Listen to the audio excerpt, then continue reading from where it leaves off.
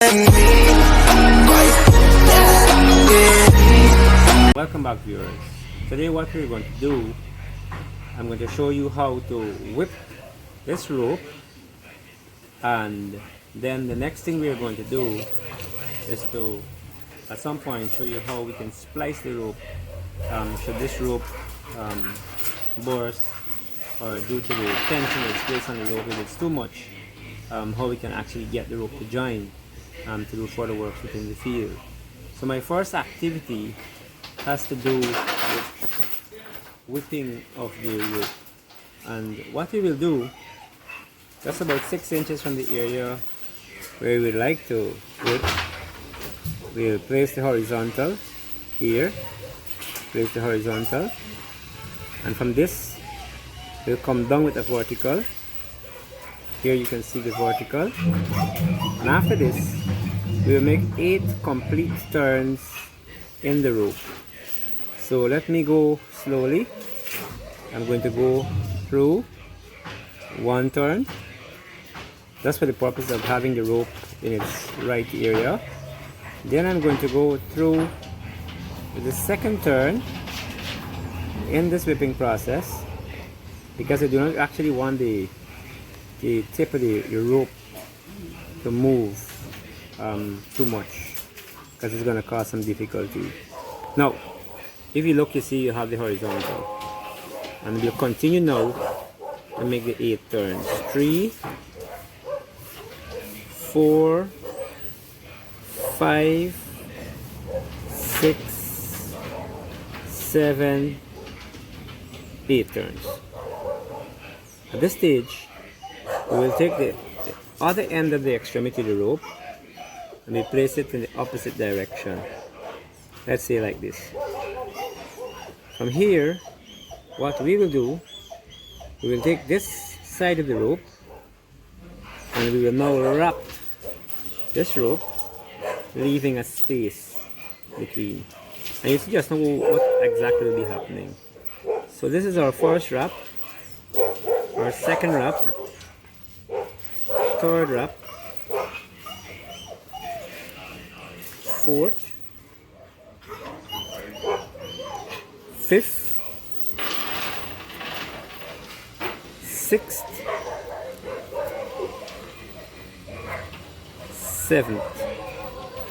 Here is where a little pressure is applied. We may not be able to make the 8th wrap, but this is just for demonstration purposes for you guys. I'm trying to press the rope through so you can actually experience the entire process. From these wraps, I will then attempt to pull the extreme end upward. So we'll pull both sides. We're going to pull as much as possible to create this tie, or what we call in simple terms the whipping of the cord. Here we have it, viewers, as we tie.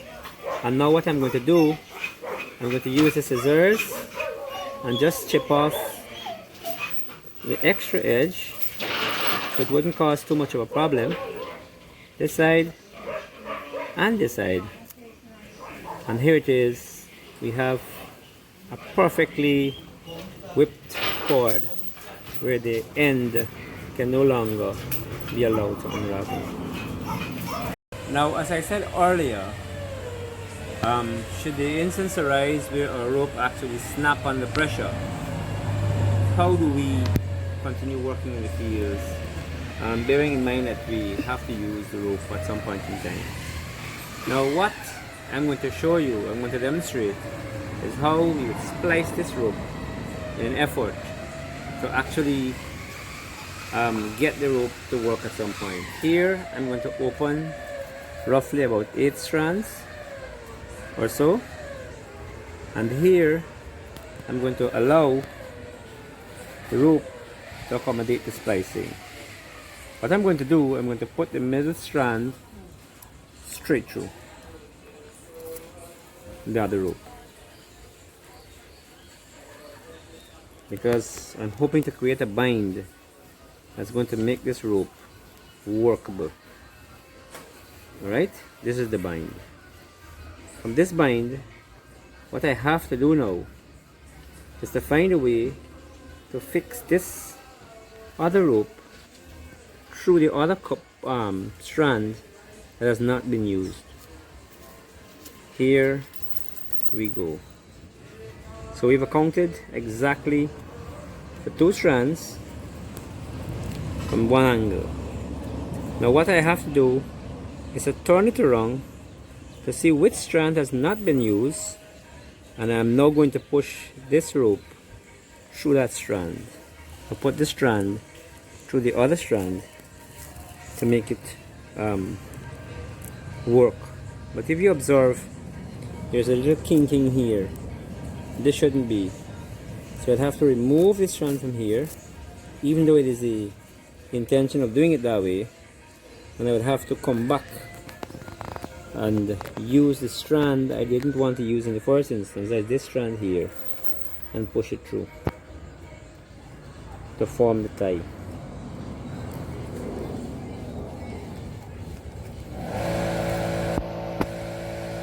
So here you see 2 things happening. You have the formation of the tie, and now we're going to plot opening and taking the strand through very quickly, because we may have a lot of animals to do and we don't have the whole entire day to do this process. Here we go. 1 strand is already through. The second strand will plot through this area here. So this here is going to go through here to reinforce this piece of rope to make it workable in the fields.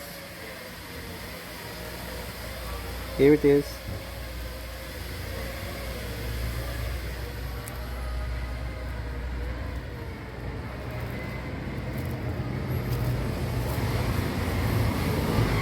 I have to ensure that I've got all the pieces together.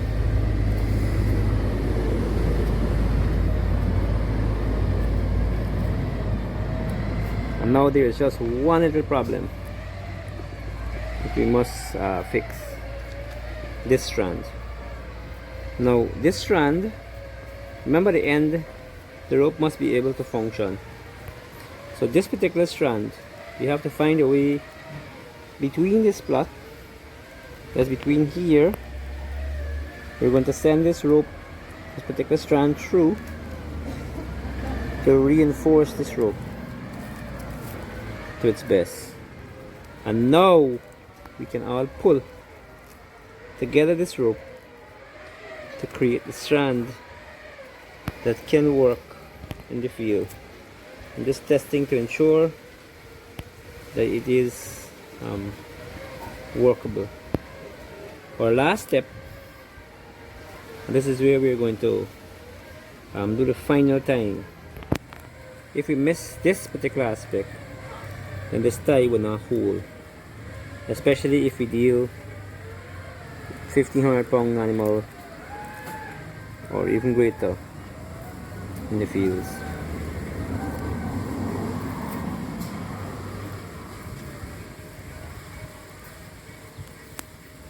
This is what usually happens in real life with us. Finding ourselves in these situations, we've got to come out from it. This particular strand will now be placed through here.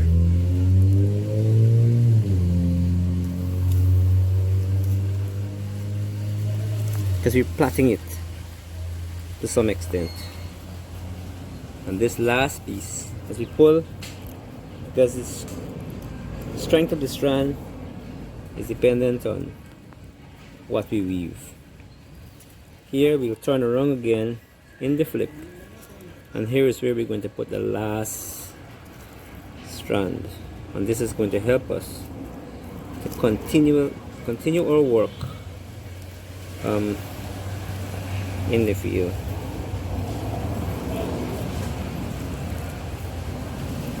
viewers, here we have it, the tie. Let me see, it can't be moved, it is well wedged in.